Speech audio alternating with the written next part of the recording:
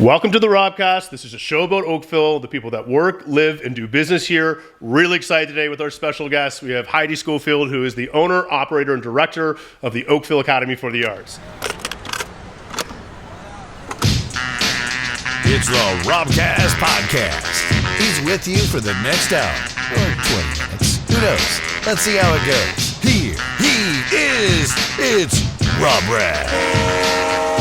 Let's get into it. So, you're an Oakville girl, right? You grew up here. So tell me a little bit about your upbringing here and kind of how that molded you to get this whole thing started for you, your business. Grew up here for sure. Started, my family moved here when I was 6 years old. Okay. I started St. Mildred's when I was 6. A Millie. I'm a Millie. Yeah. My family is a long line of Millies. I have an aunt that was one prior to me at the old college in Toronto, and my daughter after me. So how big was the school when you were back there? Was it just the main building, basically? No.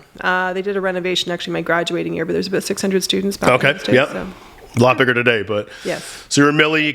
You went to dance and the arts. Was this a special thing for you as you were growing up? No, actually, my mom is a quintessential musician, and she kept the art side of me very balanced. My dad was an airline pilot, so I did a little bit of both sides of things. Yeah. Growing up, but Linda Palazzi was the principal back in those days, and she was, you girls are not going to be working in companies for 40 years and getting gold watches at the end of this. The world's changing. You have to create your own way, do your own thing. So she was very inspirational to me. So you then obviously fast forward a bit, you had your own girls and family, and did you kind of transfer that same thought that your parents kind of ingrained into you and your school did, of that the arts is a quintessential part of the upbringing of children? I would say that the arts is an amazing highway to finding confidence in things like public speaking, presenting in front of other people. If you think of all the things you do these days, specifically with like being online and things like that, having the confidence to actually be able to speak out and those things is really important. The arts is a really great, genuine opportunity to build that confidence from a very, very young age. Yeah, it's amazing. Like I have an older brother and sister, and we were forced, of course, to take piano lessons, and I resented it. I didn't like sitting and practicing, but then that kind of led to me being able to play all valve instruments and playing drums, and I went to school for sound engineering, and it's like a huge part of my life, and I'm sure obviously for you. Let me ask, where did the Oakville Academy for the Arts start? Like, where did that come to be? Was there a kind of a premise that you thought, man, someone's not doing something right, or we can do this better? My parents were very much about pushing education. I have several degrees from the University of Western Ontario, and Mustangs. Go Mustangs. Proud and purple. Loved my time there, but I really think that education in the arts was actually lacking as far as qualifications go. Okay. When it comes down to things like pedagogy, going to university and understanding how you actually treat a child, what the developmental psychology and developmental needs of a child are, really important. I have when I had my children were 6 years old, I have got boy-girl twins. I found there's a lot of people who are doing instruction that might have known how to do things but weren't necessarily trained in how to teach things. Okay. You yourself would know that if you're golfing and if you think you can play well, being able to turn around and teach your wife isn't necessarily easy because you don't know how to break it down. So having teachers that are very well educated was something that I found was really lacking in the area. And they're role models. So you don't want people outside smoking cigarettes and things like that as your children are rolling in. No, of course not. You want people who live good, clean, happy, healthy lives that your children can look up to and aspire to take qualities from them and build it into part of their village, right? So how did you take this idea and kind of put it into action? Was it kind of like you had to share with others and get the whole brick and mortar thing getting going in Oakville here?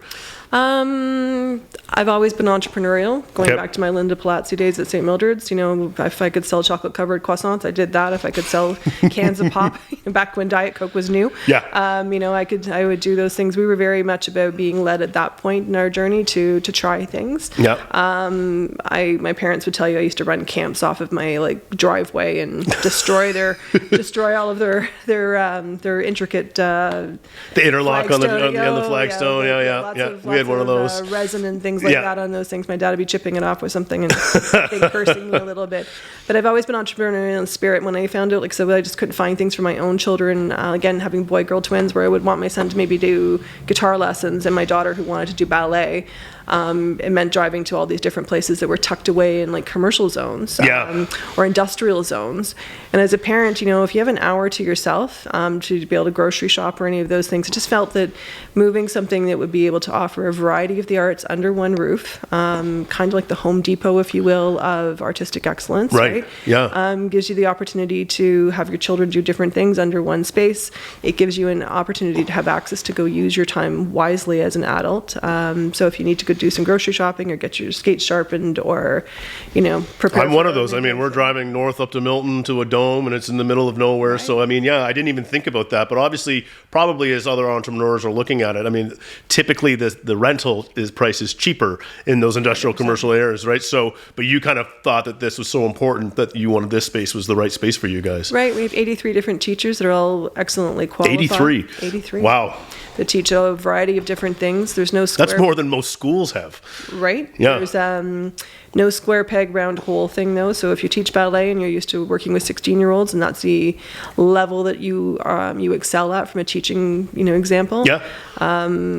Then that's what you teach. If you have that crazy curiosity and energy that bides so well with 3-year-olds, then that's what you teach. And I hear you've got kind of a colorful group of staff, and they've kind of come from different areas and all over in different aspects of their kind of their training. So when did the doors actually open?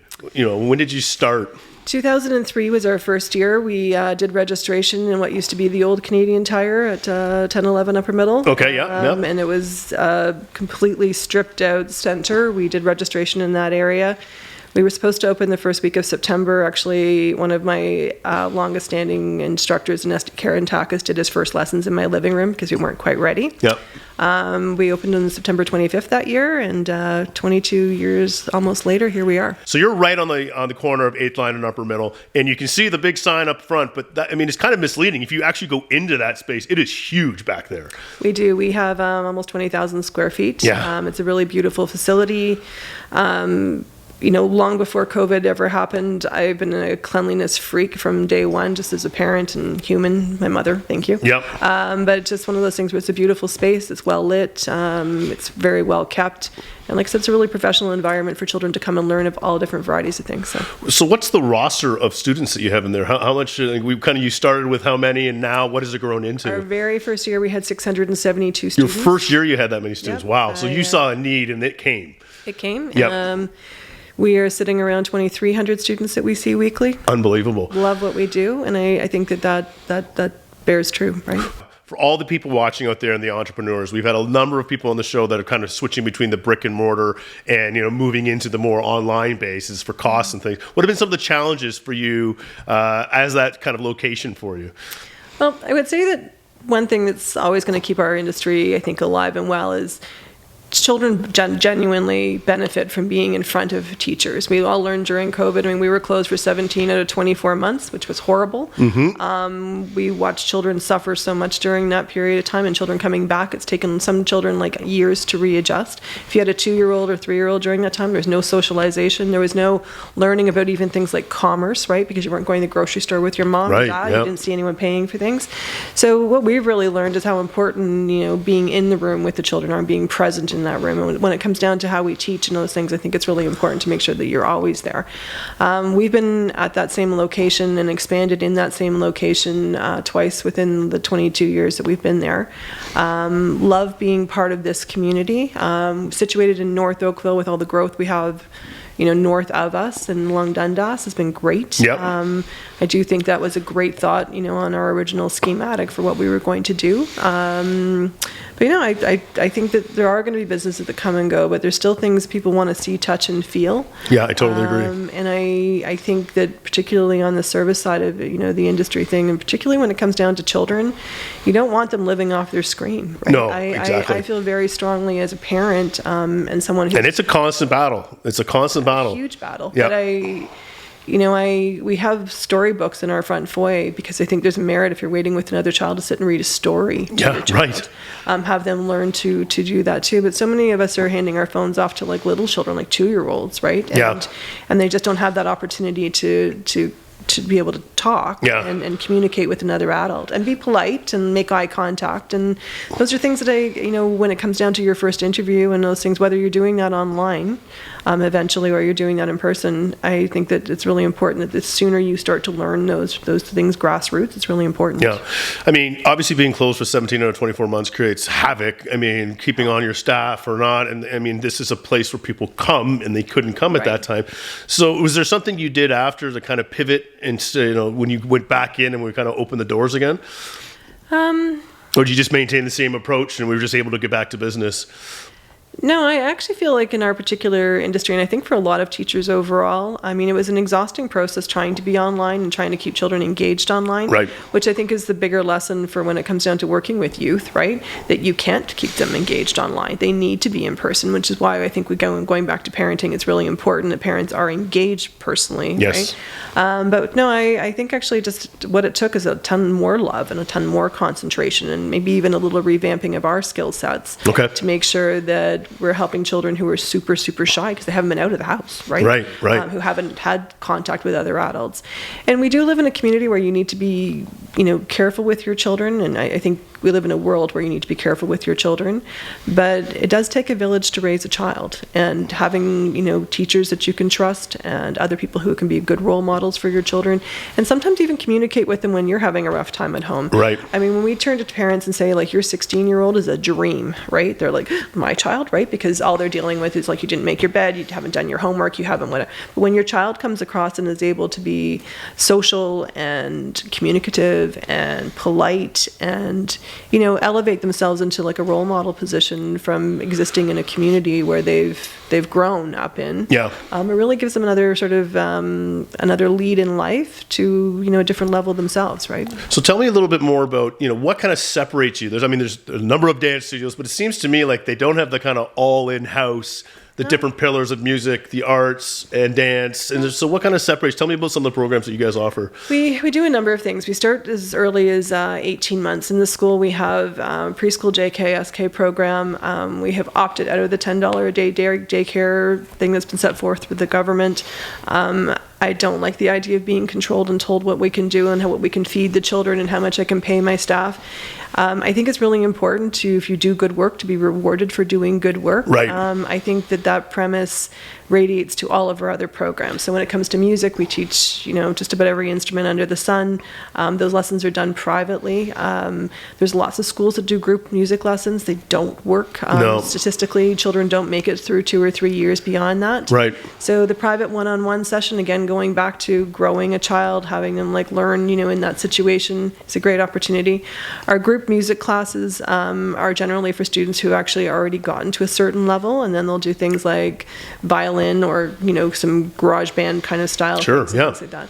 When it comes to dance, learning to hold another child's hand in a community, to be able to work together, to be able to support one another, all of those things are important. Keeping the classes small, but at the same time, fun and high energy is just a really important part of it. But if you have a number of children, it just means that instead of being in your car all day, 5 nights a week, driving everyone back around. Usually we can actually put all of your lessons in certain days of the week so that you're, making better time as a parent, right? Yeah. More quality time, more dinners at home.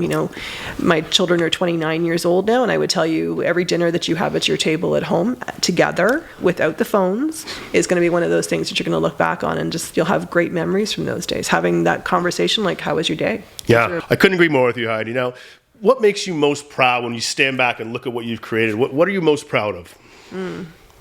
Number of things. I think we've really made a difference in our community. We bring a whole bunch of people together under one roof.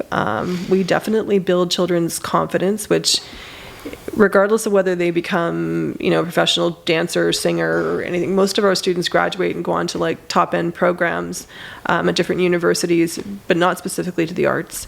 They just use the arts as their segue to that confidence. Right, springboard. Right? I just think I'm really proud of the humans that we've helped grow. I'm really proud of the professional environment that we have, where I think parents can feel, they're in a trusted environment where they can leave their children for an hour and they know that when they come out, they're going to be just a little bit smarter in something that they've been doing. Yep. And I'm really proud of the amount of community development that we do as well. We give back to the community in lots of different ways. We have children in every year that are there because they've been identified to us as families that need a little bit of extra support. And sometimes when you're living in situations where, let's face it, Oakville's full of beautiful houses. Not all of them are happy homes, right?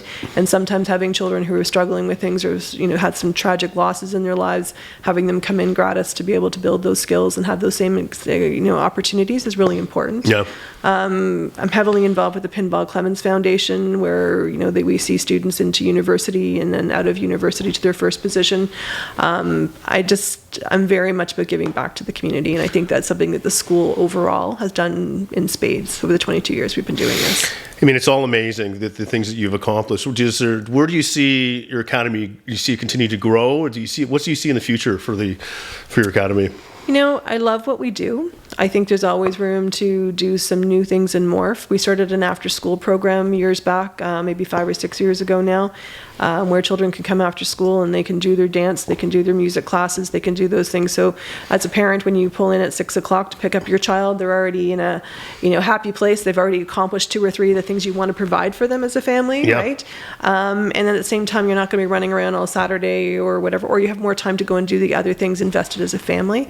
So we've added programs as time's gone on that we feel that are beneficial to not just ourselves, but actually to the community at large. And I think the after-school program is one of those things that families really enjoy because it helps to take some things off of their list. Instead of just being babysat, they're, actually engaged in things that you would You're like nurturing them, right? You're teaching them, So there's that. Like I said, we're constantly sort of, looking around to sort of see what else we can do in the community. We are be hosting another one again this year, but we have a party in June. We had our own sort of real street party after COVID to get families out. Nice. It's sort of like one of those wholesome events where there's some food and there's some great entertainment. A couple of our teachers brought their bands out. And did full performances, and just fun, like watching families be able to dance with their parents, grandparents being in attendance, and their 3-year-olds. Really beautiful. Right? What a cool idea! Lots of bubbles and lots of smiles and some face. Just a celebration to be together, even, right? Right, and it's there's some really simple things as families that I think have gotten away from really enjoying. You don't need to go downtown and spend $6,000 on hockey tickets. Hopefully they'll win, but you don't need to do that in order to have a good time as a family. And I do, one of the things I would say about upper middle is it tends to attract a lot of things. I know that my landlord himself is very invested in trying to make sure that there's things for the community there on a regular basis. Yeah.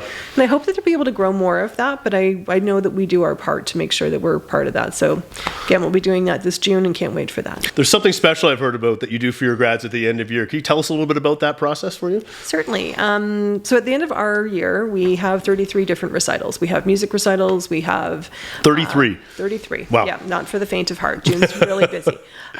Lots of things going on. So event planning is part of my specialty at this point. I bet. So we do 33 different shows. We have separate music recitals, generally try to group our piano and violin and things like that together. We have kind of our rock out music recitals depending on what students are performing. With our dancers, we separate them into little tiny itty bitty different groups. So our pre-dancers who are 2.5, adorable little things. Our eldest students come in actually and dance for them. Okay. They become sort of their big sisters or big sisters and brothers for that particular day. They encourage the little ones to show off some of the things that they've learned over the course of that day, and then they actually get crowned and welcomed into the world of dance. So our youngest dancers start that way. We take our 3-year-olds to our 5-year-olds to the Oakville Center. We do 3 shows down there for those guys. Those shows are about an hour in length, which is just perfect for their developmental range and ability to enjoy themselves. And parents cheer like they just won the Stanley Cup. So hopefully we'll be doing more of that in Toronto. But our eldest dancers actually perform at the Living Arts Center. We bring in a full quintessential band. My music faculty, I would say, are some of Canada's strongest musicians. Our music director for that particular show is Danny McErlane. He's played at Carnegie Hall and places like that. So our eldest dancers perform to a live orchestra, which is something that no other performing arts school does. Yeah. The Living Arts Center is a stunning quintessential theater, so it's very, very beautiful to have these kinds of events in. And our grads actually get to have their own little video played about sort of how long they've been dancing, what that's meant to them, friends that they've made. They get a chance to thank their families. And I think, again, having that opportunity for children to be able to show gratitude to their families, to their teachers, to their teammates is a really important thing. And it gives them their moment. And there's nothing like seeing like a 17-year-old on their way to like Queen's Commerce, right? Standing there with like 1,300 people on their feet, congratulating them with a standing ovation. And I'm sure some of these girls, you've watched them grow since they were... So many of them. Oh my gosh, I have families now who are back with their own children. So like now they're calling me Grandma Heidi versus Miss Heidi. Yeah. But we've watched that. I have a number of dancers every year that graduate that started with us when they were 2. And it's such a beautiful journey. Such a special testament to how important it was to them growing up, right? Right, and these students have all gone off to do pretty amazing things. They've gone to med school, they've gone to business school, they've become teachers themselves. They've been inspired that way, right? Yeah. They do good things. So for all the parents that are watching out there who are thinking about, their kids are 3, 4, if they're starting to say, do we start sports, just music? What would you kind of say to those people out there as those parents? I'm a parent, and like I said, I have boy-girl twins. I would say that balance for both is really important. I think you're going to find things that your children excel in, but what I would say to you, find the thing that your child excels in. Find the thing that they thoroughly enjoy and they love doing. Because if you can find that, you save yourself so much grief as a parent, because when your child's engaged in their own thing, you're not dragging them to things. Right. And, the reality is going to be that if you look at some children, they spend, 15 hours sometimes a day on their phone. Yeah. When parents actually read how much screen time their children are getting, I think they're usually shocked. And I think if you can put your phone down and go and dance, or put your phone down and go and play volleyball. Just go outside, do something, right? But if your child's engaged in something where they have to show up, and they're expected to show up, and they're needed to show up, I think it's a really important thing. And I think it helps to create that kind of balance in their lives when it comes down to like their education, right? If you have to do homework on certain days because you want to go and play volleyball, or you want to play hockey, or whatever it is that you want to do, dance, I think it's a really important thing. And a lot of our parents you can't dance unless you keep your marks up. I would say that premise has worked really well. Our younger students looking up at these dancers that they so admire, and these musicians they so admire, that have 96, 97 averages, who get to choose the universities that they're going to and the programs they go to. If you it's inspiring, right? If you have a 9-year-old, you want your 9-year-old to be like those young people versus being like Kim. Kim. Yeah. Right? And I'm sure Kim's got some stuff going on, but as a parent, Kim is not who I want to have as my child's role model, right? Right, exactly. So I think this kind of segues into one of our favorite parts of the show. So this is the Robcast Rapid Ask. So you have no idea these questions are coming. So the first one is, you're on death row, you've got your last meal. What are you having for dinner? Sushi from Mai. Sushi for Mai, good plug for Mai there, downtown Oakville, the one up here. No, it's not downtown Oakville. Is the close one up there? Yeah, it's only one. He also got out of downtown. It's a beautiful day. You're out for a drive. You've got the sunroof open. What music, especially this should be interesting from you, what music are you putting in the car that gets you going? Oh, it has to be classic rock. Classic rock. Give me some Eagles, give me some Bon Jovi, we're good. You're not the only one in this room that enjoys the classic rock. You can go, you've got the week off. You can fly anywhere in the world. Take a vacation. Where you want to go? 2 options. I want to be on a beautiful beach with pristine water. Grand Cayman's beautiful. All inclusive, nothing to do? No, lots to do. Last question.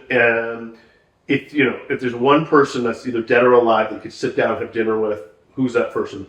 Does one jump out in mind? Is it someone from it's just... Frank Sinatra. Frank Sinatra.